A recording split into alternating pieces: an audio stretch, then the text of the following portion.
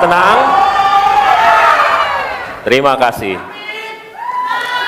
Mohon tenang, kita sudah dengar tadi tata tertibnya ya. Oke. Dan langsung saja kita mulai debat calon wakil presiden pemilu 2024. Pada sesi pertama, kita akan mendengarkan visi, misi, dan program kerja masing-masing pasangan calon yang akan disampaikan calon wakil presiden 2024. Jika pada debat pertama sebelumnya penyampaian visi misi dimulai dari paslon nomor urut 1, maka debat kali ini kami persilahkan calon wakil presiden nomor urut 2, Bapak Gibran Raka Buming Raka, untuk menyampaikan visi misi dan program kerja. Kami persilahkan, Pak.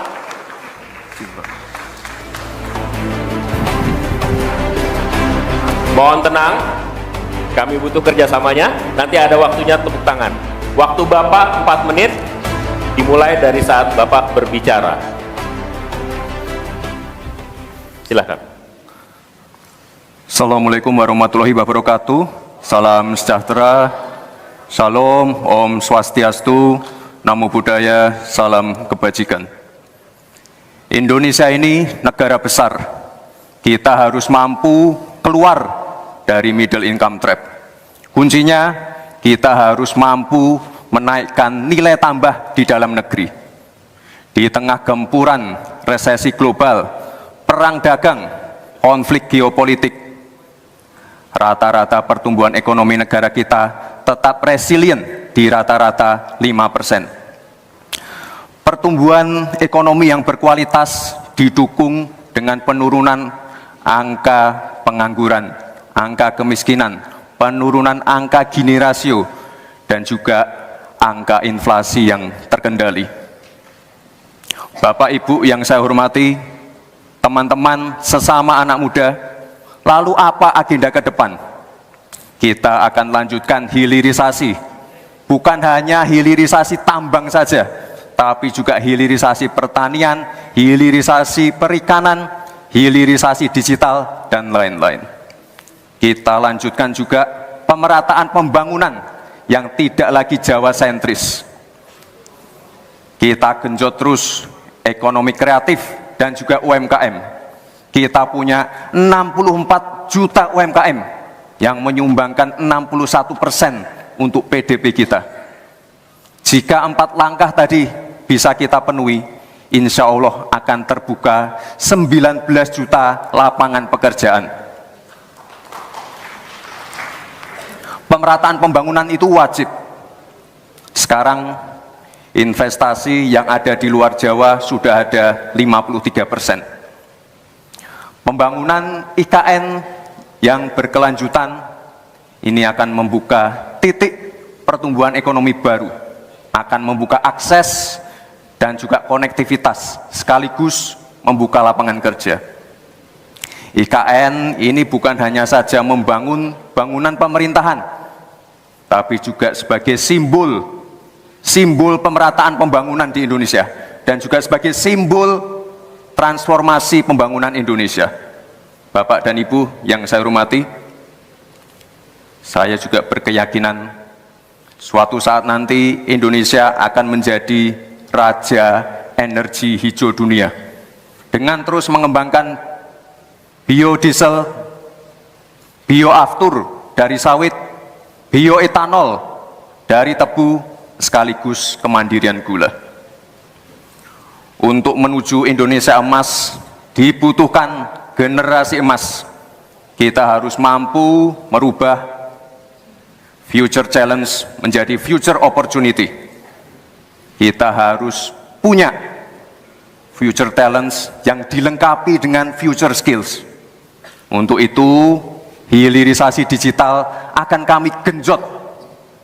Kita akan siapkan anak-anak muda yang ahli artificial intelligence, anak-anak muda yang ahli blockchain, anak-anak muda yang ahli robotik, anak-anak muda yang ahli perbankan syariah, anak-anak muda yang ahli kripto. Bapak dan Ibu yang saya hormati, narasi besarnya di sini adalah keberlanjutan, percepatan, dan penyempurnaan. Terima kasih. Wassalamualaikum warahmatullahi wabarakatuh. Selamat Hari Ibu selamat untuk kaum perempuan hebat di Indonesia. Terima kasih. Baik, Waktu habis. terima kasih.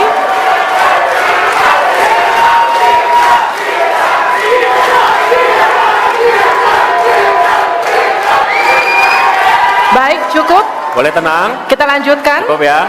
Terima kasih Bapak Gibran Raka Buming Raka. Kami persilakan Pak Gibran untuk kembali ke tempat. Kembali dulu Pak. Harap tenang, kita lanjutkan. Selanjutnya kami persilakan calon wakil presiden nomor urut 3 Bapak Mahfud MD untuk naik ke atas panggung dan menyampaikan visi, misi, dan program kerja. Pak Mahfud, waktu Bapak 4 menit. Kami akan mulai ketika Bapak mulai berbicara. Silakan. Assalamualaikum warahmatullahi wabarakatuh. Waalaikumsalam. Mari kita bersujud semuanya, saudara-saudara di seluruh Indonesia, kepada Ibu kita dalam rangka mengucapkan selamat Hari Ibu 22 Desember 2023 ini.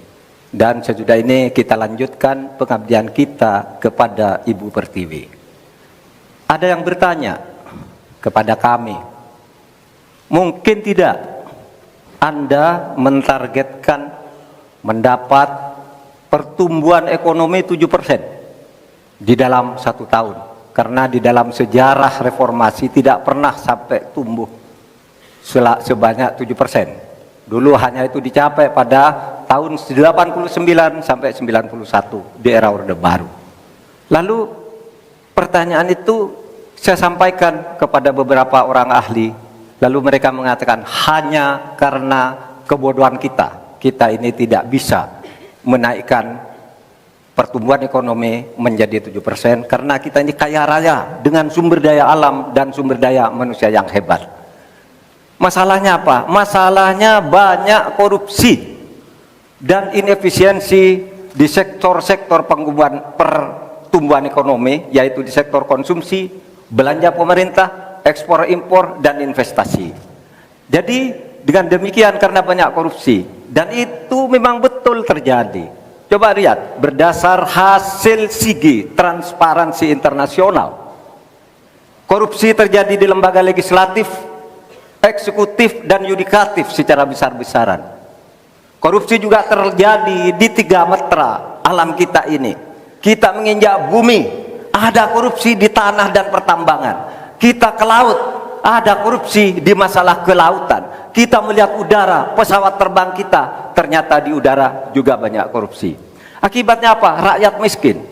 Saya ketemu dengan seorang bernama Teddy dan Joni di Padang, seorang atau 2 orang pegawai angkutan perusahaan truk, menyatakan tidak pernah bisa mendapat subsidi minyak yang disediakan oleh negara karena tidak pernah sampai di korupsi.